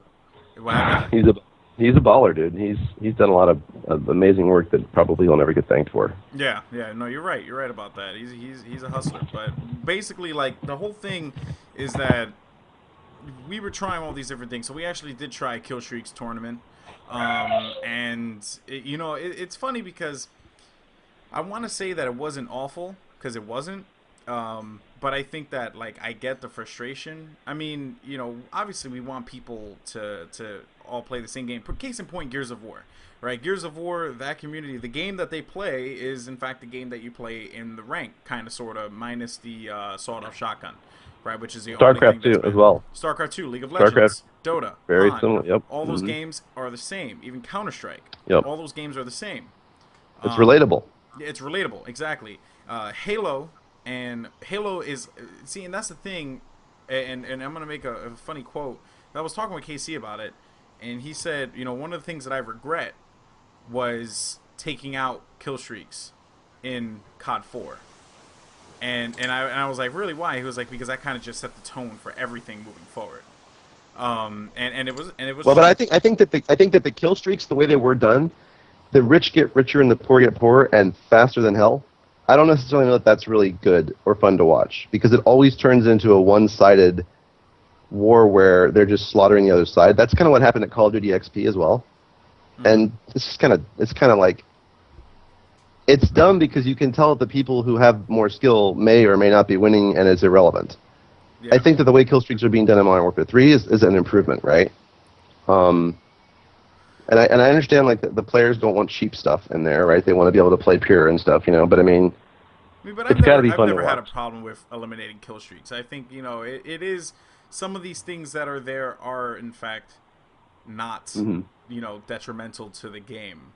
There is a bare bones playlist that people can play. It's just people prefer to play domination or whatever, because they want to rack up as many Moabs as they possibly can. If it's not Moab, it's a nuke or whatever the case maybe, or high kill streaks.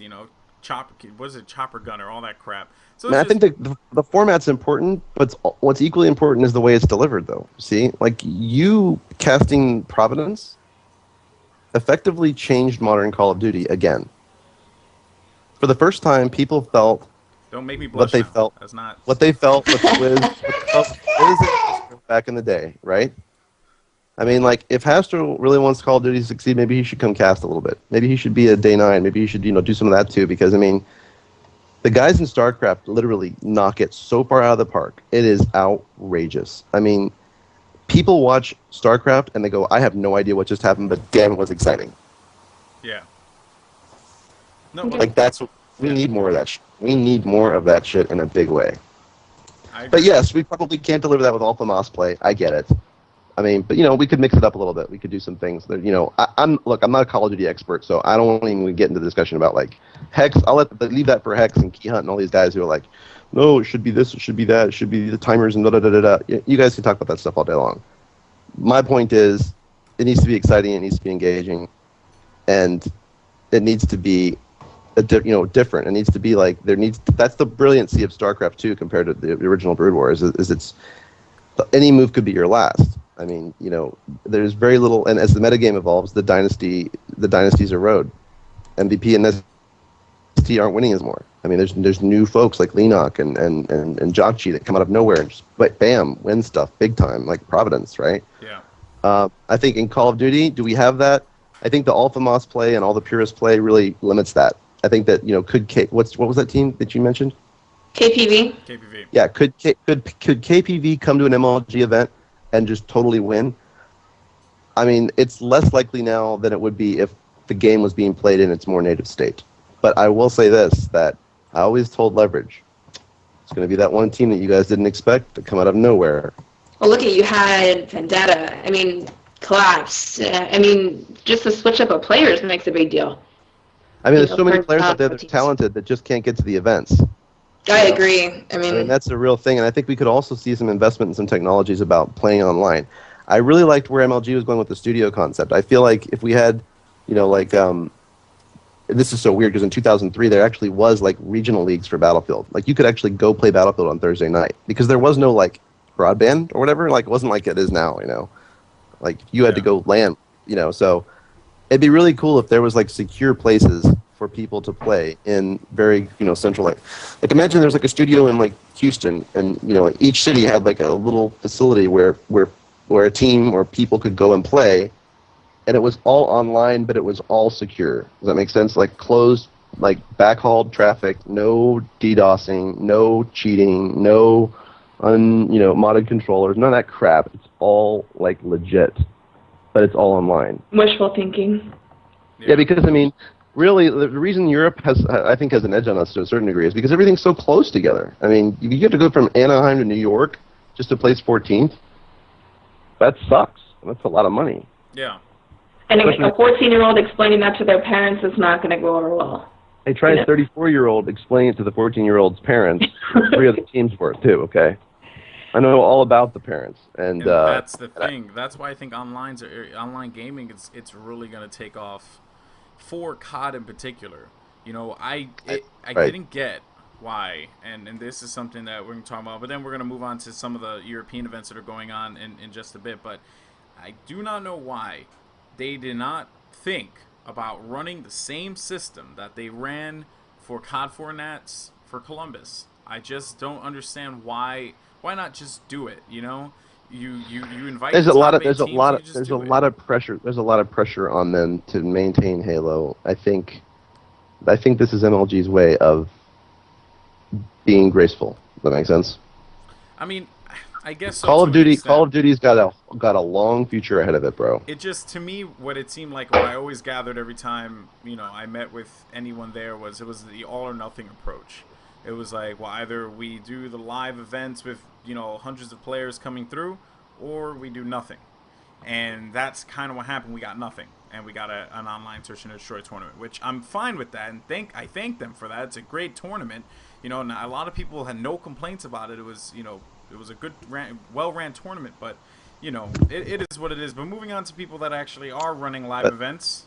I think we can't do online for the kind of money that we do live with the questionability of things. Well, do you think that Frag Cup, with big people being involved, obviously, Icon's weekly events are not going to get the same, I guess, attention as Frag Cup. So somebody booting you out in a weekly ICN event compared to Frag Cup, I definitely think that there'll be different measures taken. But I mean, do you think that they'll be treated differently? I think so. I mean, I was the Game Battles admin for a while, and I know a little bit about how they do their online tournament stuff as well. I mean, when there's big money online, like Virgin Gaming, they have guys with Toshiba Tough Books and stuff like that literally they go out there. They know what's going on, dude. If somebody's trying to pull the biggest heist in gaming history, they know. And there's lots of technology that could be employed to do many things, like validate the controllers are factory and all this kind of stuff. There's lots of stuff we could do to make it safer for everybody to play online, period. But I think that, there's a live event factor, too, from a spectator perspective that's really cool. And I think that the big draw for the live event, the reason why they want so many hundreds of players is because they want to be able to have those players that are amateur players come and compete with the pros. Mm-hmm. And then also be able to watch. And I think when you're watching a stream, let's face it, the live audience really contributes a lot to that experience, right? It does. I mean, you're not just a little red dot on the screen somewhere, a little red number, cycling through. But when something goes down in StarCraft, nobody can hear in the building. Yeah. And I think Call of Duty has got such a young audience. There's so much energy there. But they don't really cheer for the other team and stuff. That's a whole other conversation. I'm not going to get into that. Kid, cheer for every team, goddammit, unless they're playing against yours. And that's funny because it's like that it's not like that for Halo.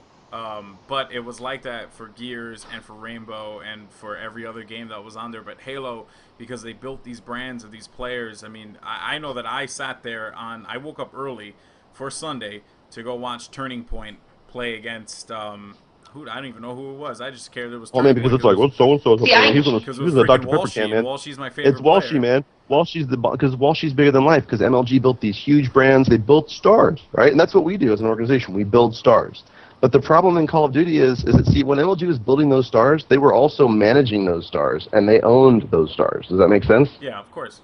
That's kind of like EG does as well, and, and the bigger teams, that's just the business that we're in. The problem is that when these kids get the egos of the quote unquote stars, then they like bite the hand that feeds them instead of keeping on listening, which is a really good idea. Yeah. But I think that's really where it kind of comes unglued. We want to build stars, but at the same time, we don't want to build people that we can't, effectively manage or work with.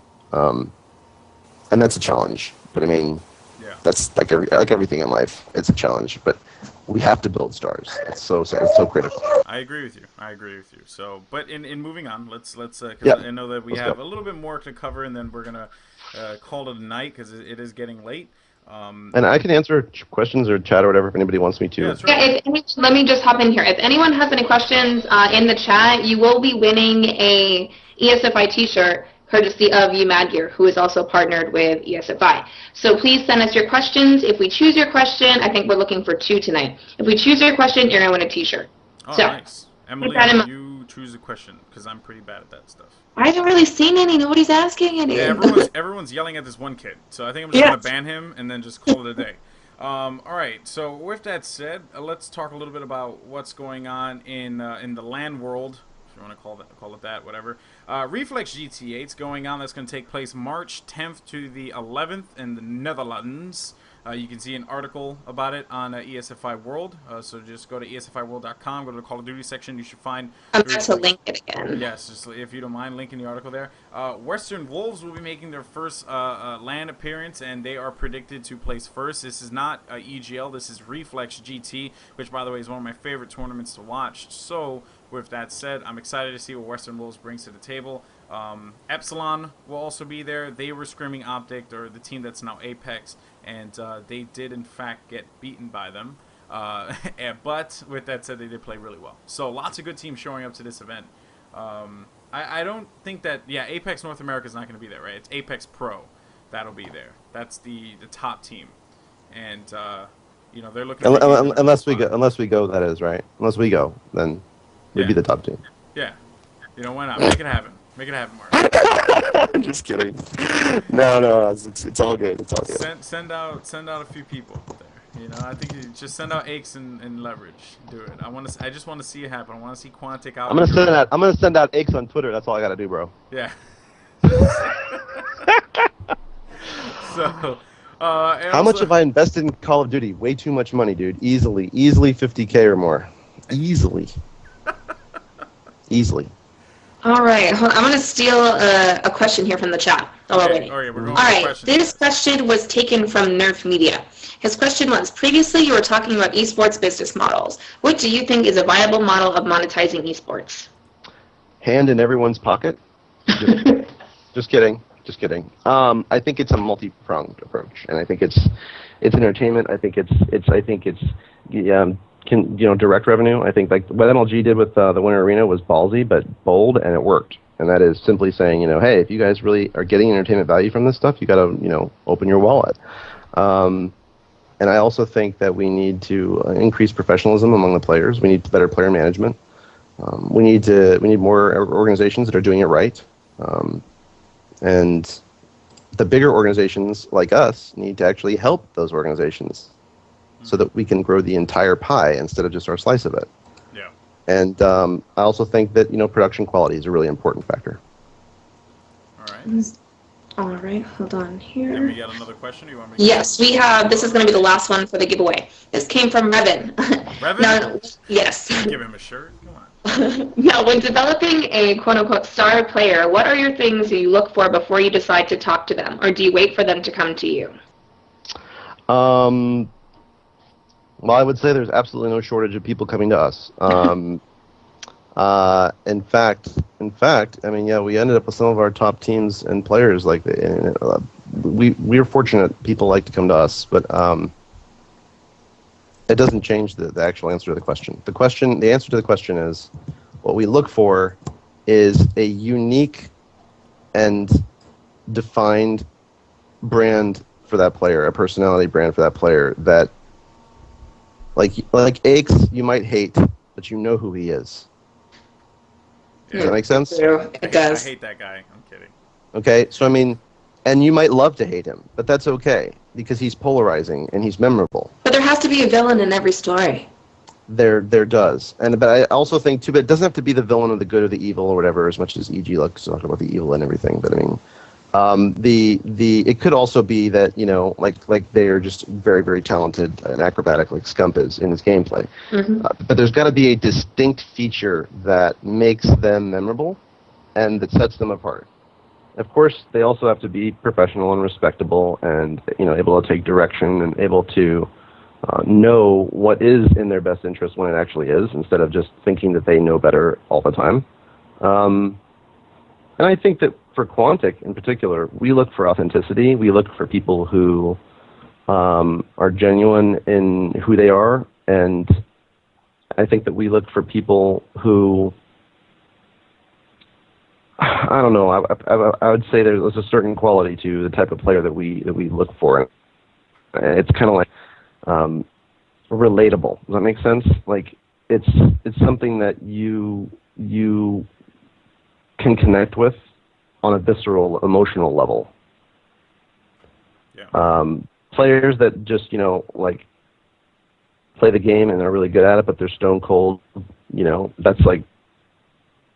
That's not what we want. We want players that have a level of transparency about the fact that they are all in on this. Does that make sense? It does. Because I think that's what a lot of the fans out there really want. I can't say how many doctors and lawyers and all these people live vicariously through top StarCraft players. Yeah. True story, bro. True story. True story. I like the way you just say you say it like 2 times, like as a confirmation. The second time. Hashtag just saying. Hashtag just saying. Hashtag just saying. You don't even know about it. All right. I'm going to interject here and give one more question. I guess Nerf Media was an employee of ESFI. Sorry. Yeah, right? All right. Do you think that more North American teams may get sponsored to go to EU events? And do you think that this would help the growth of competitive Call of Duty? I'll answer that. He's going to sponsor out a team and fly them out there. That's what's going to happen. Right, Mark? Yeah, confirmation right now. Exclusive. I think it's possible. I think it's possible that we could do that. I don't think that the other organizations that are participating in the Call of Duty pro scene, and I use the word organization loosely when I talk about like a Fear, for example, right, or an ICN. I mean, these are well-established Call of Duty brands and establishments, right? But are they really operating with the budget and the support to be able to send field a team across the Atlantic? I don't necessarily know that they can do that. Does that make sense? They might be able to, but I mean, could they generate a justifiable return? I don't think so. I think that we might not generate a justifiable return, but we might have partner support. We might have other reasons to do it, if that makes sense. Yeah, it makes perfect sense. Because it fits into our larger strategy across games and across platforms and across demographics. And we're delivering for partners like at that level, which is a little bit different than just playing Call of Duty and trying to get headsets from Astro or something like that. I think that what I'd like to see is more big teams, global teams, get into Call of Duty. But honestly, the biggest barrier to that is the players. Jeez, yeah. The players. Check 6 tried with Resistance, and Kurt's like, man, I'm never doing that shit again. I mean, that's not the taste we want to leave in their mouth, man. These people have money. You want their money, right? You need their money. Like, I talked with Scoots about that a long time ago. I was like, so, Call of Duty team, we're making it happen. And, I mean, obviously, I was joking. I was like, sponsor me, blah, blah. Although I would love to be sponsored by Evil Geniuses. But he was like, it's just not a good return in ROI. It's just not worth the time, and that's and that's the key right there. What you just said. ROI. That's why we have a TF2 team. No, the time. We have a TF2 team that realistically would produce a far lower ROI than a Call of Duty team, like Leverage, for example. But the issue is the Call of Duty team is so difficult to manage. You can't find them. They don't respond. You're chasing them all over the place. You need to get them to do things. And I'm not saying that that's every player. There are exceptions. But by and large, we could call our TF2 team anytime and get them to do pretty much anything that we needed for a partner or for a promotional event or anything, and they're really responsive. I think that the issue is, that's a big factor when you look at what we're doing and how many things we have in motion at one time. and how many people there are that make our organization actually operate. So when you're a Dignitas, or you're a Fnatic, or you're an EG, and you have all these balls in motion at the same time, and then you think about the overhead of managing a bunch of brat kids playing Call of Duty who think that their shit doesn't stink, that's just a non-starter for you. Yeah. Even if it's valuable, even if there is return there, you're weighing out like, wow, how much time is this going to take? Yep. Am I going to be able to hold my team together? Are they going to get mad at each other and, get into an argument and then decide that they want to kick somebody? Like, there's no time for that in pro gaming. Like, we have real business to do here. We have real fans to serve.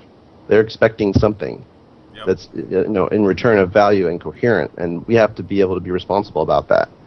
And if you don't like somebody that's on your team, you don't have to like them to work with them effectively. That's true. It's a maturity factor. You don't like it's a maturity factor. You don't like to like everyone in the world, ladies and gentlemen. Because I never liked a lot of the people I worked with. That's just a fact. It's work. You gotta put it in there. That's a fact, Jack. It's a fact, bro. Now this one kind of ties together. This came from Key Hunt, actually. Now it says, no, he said, me and you both know how hard it can be to manage both StarCraft and Call of Duty. But what do you think are the differences between the hardships of managing those games, other than money? I think that StarCraft is a global game, so we have people going out to events sometimes by themselves. Sometimes they can't speak the language. You waved a finger. Sometimes it's, we have passports, we have, expedition, like they get stuck in secondary, we have visas that have to be cleared, we have all that stuff. In addition to money, it takes time to do all that. And I will go out here and say this on a limb, just be honest. The diva quality of top StarCraft players is very particular. They are extremely particular people. They know they have a lot of attention and fan love and all this kind of stuff. And they know how valuable they are, and they are demanding, and they expect very specific things and outcomes. And you have to be able to temper their expectations, at the same time deliver on their needs. I agree about the diva thing, by the way, because one time I was by Huck and I was afraid to touch him because I thought he might get dirty. So I was just like, you know what, I'm just going to stay away from you and don't let my dirty Hispanic hands get over that fresh EG jersey. But I'm kidding. Fresh t-shirt that looks like everybody else. But you know what the real story is? The real story is EG doesn't have to put their player names in their t-shirts, because if you don't know who they are, then you're the one who's been under a rock. Yeah. But the thing is like, yeah, I mean, and that's the thing. You have Call of Duty players that literally think that their shit doesn't stink, and like they're pulling like 150 concurrent views on stream, and placing like 7th place or whatever, and they think that that you should basically break yourself for them, and they don't realize that Naniwa and Sase, like, they just want to practice, they want to train, and we deliver that for them by making them space in Korea that's available to them, by managing all of their passport issues and all that kind of stuff. But that all takes time and energy and work. So it's a different kind of work. It's a different kind of energy. Capitalizing on a StarCraft player is a lot different than capitalizing on a Call of Duty player. You need to have happy players before you have happy fans and happy partners, right? Yep. So I think that's the thing. We're an open book. This team is an open book. We'd share our financials, we'd share our methods, we're not, we don't have the aloofness of the EG brand and all that kind of like mystery and all that stuff. Like, they're the Yankees, we're the Red Sox. Mm-hmm. Maybe even like the Packers. Maybe even we're owned by the city. I don't know. But I mean, yeah, I think, it's a very different type of player, a different cast of character. In the case of a StarCraft player. And League of Legends players, the bigger the exposure the player has, the more they know their value. At the same time, often, in most cases, they have no idea what to do with it. Does that make sense? Naniwa has 17,000 Twitter followers and less than 100 tweets. Yeah. He doesn't have to tweet. Exactly, right. Do you think that this guy, is worked for his following? He did by, beating Koreans for breakfast. But I mean, that's a total, and trust me, that's hard, but it's a different kind of hard than, growing your fan following like a Call of Duty player would have to. It'd be like comparing a scum to a TP. Same thing. Well, let's. That was a very good answer, Mark. Just wanna say you are a knowledge bomb of just knowledge. If that makes any sense. That's because I love shit, man. I know, I me love too. I could talk esports. I could literally sit here, and this is one thing my wife hates. I could talk esports all day long. People really don't think I can, but I can. So Mark, thank you so much. The real key is can we sell it to the people that don't love it as much as we do. Oh well. They'll come around. All I gotta do is start dancing. All I gotta do is start dancing. But tonight I took my dancing shoes off. You know what I mean? I figured I'd focus more on the news. There you go. You got the voice for this, though. Oh no, I try. You know. All right, so let's continue on with the tournament news and all these other events because Emily rudely interrupted me. Oh, sorry. Come on, brah. Anyway, so Reflex GTA that's going on. We spoke about that. The Iowa Pro Gaming Challenge, where you can find a lot of the ESFI staff. You can also find myself, as I will be there casting Halo, Gears, and Call of Duty. Yes, ladies and gentlemen, I am that good. It's going to be amazing. We're going to have so many people there. I think some guys from Optic are going to be there, or Apex, right, Em? Some people from Apex. They're both. Yeah, they're both going to be there. I think. You have Ingrid from Optic. Optic doesn't even have to send people to be there. Optic is everywhere. True. But we're actually going to do, don't forget, we have a live episode of Roll Call. So we're going to have, very cool. Yeah, we have player interviews. We have all kinds of stuff. We're trying to broaden our audience here. So. And you guys should realize that, look, I mean, like, the guy from Steel Series, Kim Rum, the marketing guy, he came on, like, the Losers Bracket podcast, and he told everybody that, like, the year before last, he did $300,000 in sponsors, and this last year he spent, like, over $2.4 million in sponsorships. Razor's been on an absolute warpath. You know, getting engaged with teams and players all over the planet. They've been introducing a whole new line of console headsets and controllers and accessories. I think these events, the more events we have, the more tournaments we have like this on the ground, live tournaments, it's so important that we support those sponsors, those partners. And I don't mean to support them just by like going out and buying their stuff. Like, send them a note, like send them a message, tweet at them, and tell them, you know, that we are watching and that what they're doing is helping. Because I tell you what's going to happen. What's happened in StarCraft is, you know, we've had all these tournaments pop up. And sure enough, the ones that aren't supported by good partners and aren't supported, you know, really supported, we end up like they're not paying their prize pools out and all that kind of stuff. There's all kinds of issues and stuff like that. Like, we don't want to have that happen in Call of Duty. Yeah. You know, we need these partners to be supporting these events. We really do. Yeah. No, you're right. You're right, and I agree with you 100%. Now move on to an event that an Iowa Program Challenge, lots of partners. Next event, not so much. This is still one of the more grassroots kind of events that exist today. It's actually, in my opinion, maybe even the last of its kind, which is NJ Halo out in Morristown, New Jersey. I've been there numerous times. You know, I support that LAN scene. But this kind of feeds into something that we were talking about in regards to sponsors. You know, there's nothing wrong with the NJ Halo event, you know, per se. It's just a matter of, like, that's a tournament that's still 100% reliant on players showing up, and then that amount of money from the players showing up gets injected into the prize pool, as opposed to the Iowa Pro Gaming Challenge, which has the support and sponsors and all these other things. And, you know, they have, like, other... There's a difference between a league and a tournament. Like, MLG is a tournament. Like, it's like Major League Gaming, but I mean, there's really, like, a league is like a soccer league. Like, you pay $16 for, like, your 4-week, you know, season, and you go and you play on Thursday night, and that's a league, you know what I'm saying? Yeah, right? I agree. A tournament is like, you know, you go there to win something. I think it's a totally different ball game, and I don't think that the tournament should all start to try to one-up each other on prize pool. Because really, prize pool doesn't attract gamers like prestige and exposure, and that comes from good partners. Yep. And good partners are essential to the success of your events. You know. And your success, you're also, like Alex, you know, good casters, absolutely critical. Can make or break an event. So you're going to be like flying all over the place the next year for sure.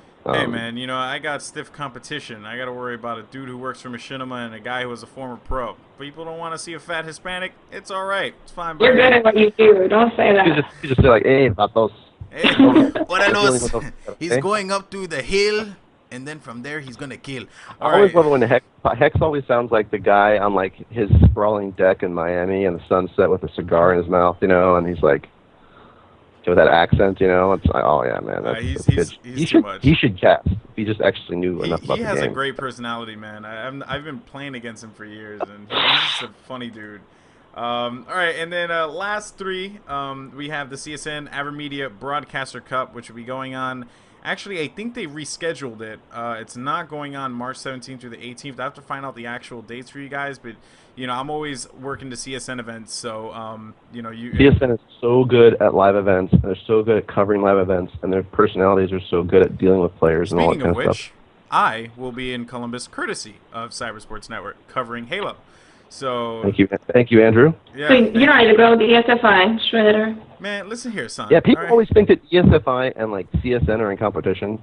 We work together. They're absolutely not. Like CSN is like the video interview like side, and ESFI is the objective written journalistic side. That's what I think. Yeah. And we work hand in hand. I mean, ESFI has cameras too, but they don't hold a candle to their article content. Yeah, I love the ESFI written stuff. It's what I literally make time out of my day to actually read, and that's not even because of the show. ESFI will be syndicated on Kotaku and Joystick someday. Hey, make it happen. That's the kind of it'll be a legit news source, you know, like that's It'll get there. Now, okay, well, considering that one was rescheduled with the Frag Cup, the first round of Frag Cup, the Iowa Pro Gaming Challenge and NJ Halo are on the same day, so it kind of switches up competition. Happens all the time. Yeah, for online events. So yeah, look into that. Either go if you're local. Make sure you're watching Twitch TV, folks. Yeah, that's like the cable network for esports. There you go. Well, but the Frag Cup's going to be on YouTube. It's going to be on YouTube, if I'm correct, right? Yeah, no, it is. Yeah. Well, then that's good for Call of Duty. That's really good because the viewing audience that we're going to reach is on YouTube. You know, for sure. So. Yeah. I don't think that the YouTube streaming is, and they know this too. I don't think it's quite there yet, but I think that it most definitely will get there pretty soon. So their chat update should be hopefully rolled out before Frag Cup 3. Hopefully. Shin has been really instrumental in helping them evolve that, actually. Yeah, I know. So I know. It's been crazy. You know, it's interesting to see this all kind of develop, and it's like we witnessed like the birth of streaming. Like this is like a generation of individuals who have witnessed the birth of streaming and how important it has in fact become. And now it's like everyone and their mother can stream now. It's crazy. And it's so different. That's so different though. On YouTube, everybody plays Call of Duty. They're all like, you know, up there like casual people watching. Like the Call of Duty thing is perfect on YouTube, you know, right? But like for StarCraft, like if you stream StarCraft on YouTube, people are like, "What the hell is this?" And then like click next, right?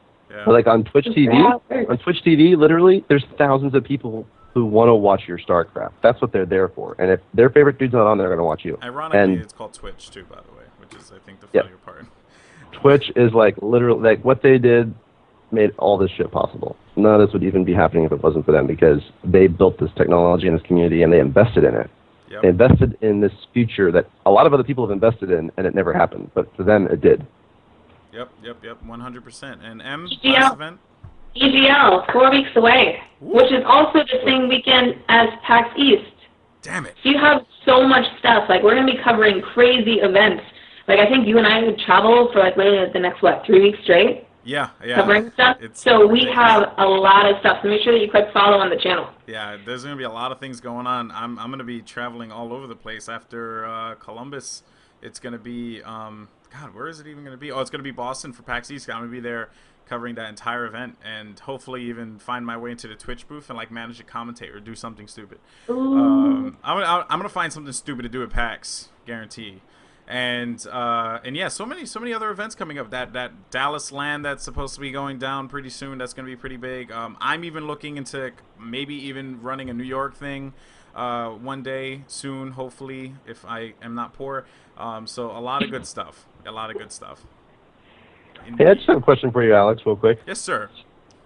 What is in your view, this has been a trend that we've seen in StarCraft recently, what's your view of doing more post-game analysis?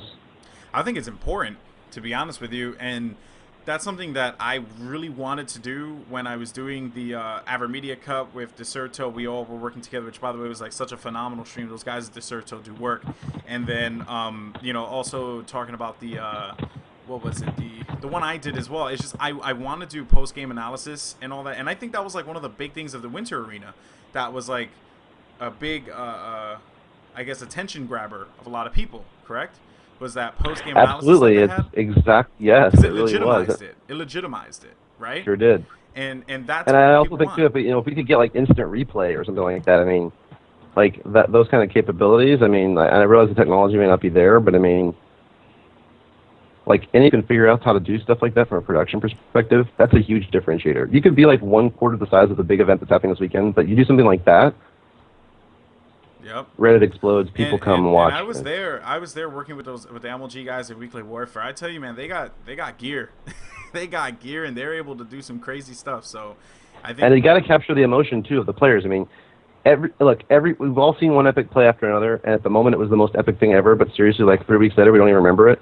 Yep. But what you do remember is the players' exaltation of victories. That makes sense. You do remember that emotional moment. That's the thing that people really latch onto. And I think that's, you're right about that. But here's the thing. One of the things I personally latch onto is an individual who like gets hype. Because I myself, if anyone in the chat or anyone period has ever played against me, like Spencer when he won the damn nationals, he went. Oh my God. If anyone here even remembers when I was casting the Providence Finals, and then when Virus had that last-minute shot, I was going crazy. I screamed. Like, they had the audio for Weekly Warfare where it's like someone like going crazy. That's me. That's me from Providence. Like, that was because I went so nuts. It was such a crazy shot, and I feel like that's the thing that's kind of missing. Now, here's the funny thing. I don't really see that in StarCraft. I've never seen a player like get out that booth and be like, "Yeah, whoa, I'm awesome." I've never seen that. I want to see that hype. Should watch more than anyone. Well, I've seen him do it, but like the little Korean guys don't do that, And Huck, when Huck won, he was just throwing hearts out there. I'm like, come on, bro, like just get out. I'll tell you one thing: the most epic piece of film that MLG captured in the entire 2011 season was the edge clip of Nesty throwing his headset down, kicking his legs out from under the desk in the booth when Naniwa beat him in the Global Invitational. Mm-hmm. That's emotion. Does that make sense? Yeah. No, I mean, like everybody connect with that. They actually replayed that shit on the stream. They were like, "Whoa, can we like look at that again?" And I think he was just saying like noticeably. It is like noticeable. Out there, like screaming, like it. But you also have to realize too. Think about the type of person that watches StarCraft. Sure. Like that personality type, may not be as type A, may not be as demonstrative as, let's say, the average person who watches Call of Duty or like a fighting game that's a lot more, the hype in that is crazy. Hype-oriented. Yeah, exactly, right. Like, I mean, what was his name? Ultra David said he went to the event at NASL Finals, and he was, like, getting all hype like he would for, like, a fighting game thing for StarCraft. And people were like, could you please shut the hell up? We're trying to look what's on here, dude. You can't pay attention. And this guy's got some micro going on. Shut up. Shut up, son. I freaking love the fighting game community. Like, the way that those guys get hyped, because I feel at home when I'm there with them, just loud screaming, because most of them, But you see, you have to realize too, like watching Call of Duty is literally like being in a blender, like being punched around. It's like you're kind of like going from throw to throw. Watching StarCraft is literally like on the edge of your seat. If you miss one thing that happens, you could miss the connecting piece of information that makes the entire thing make sense. Why it ended the way it did. So StarCraft players, they're literally riding the wave. Like they may get excited when they see some sick micro or they see some bad engagement or whatever, But I mean, like, it's a game for those that appreciate detail, and its depth is limitless. Yep. With that, yeah, it's not the size of the fan base that does it, guys. It's the fanaticism of the fan base that does it. Yep. And if we can and that's the same thing for League of Legends. It's how fanatic those people are about the game itself. Han, Dota, all that stuff. Dota's gonna blow everybody away, dude. The game's still in beta. We had 50,000 people on stream for our team the other night in the finals of the defense. I mean, that's like, insane. 50,000. It's like 1/3. Like Scoot said it last night on Live on 3. He goes, that's like 1/3 league numbers for a game that isn't even out yet. That's good. That's a good sign. But I think that's also because of the fact that it is Dota.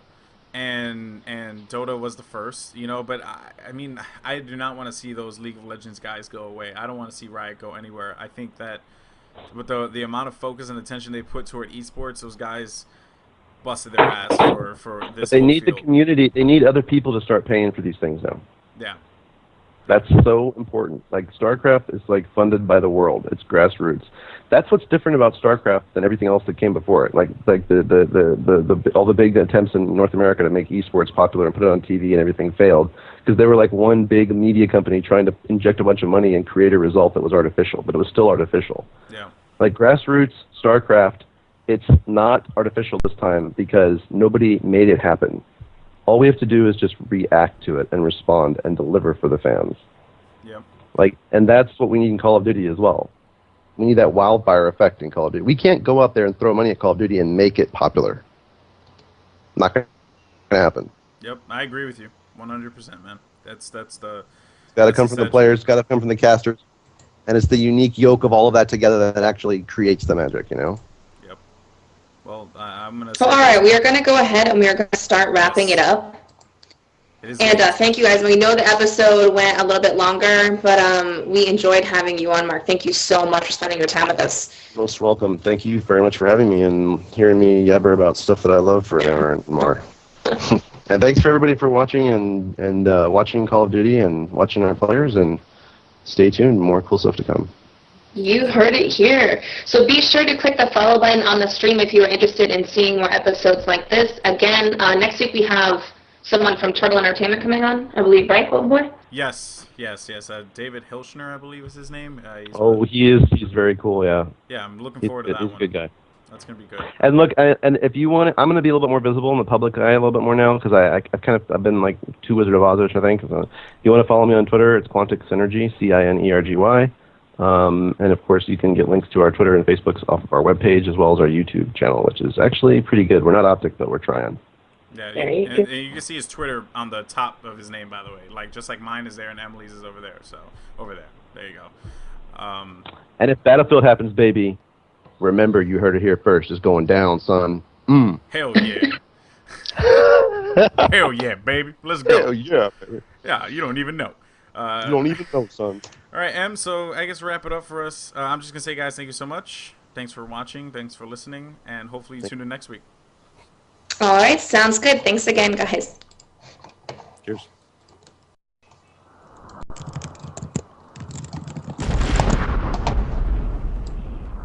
And that's a wrap.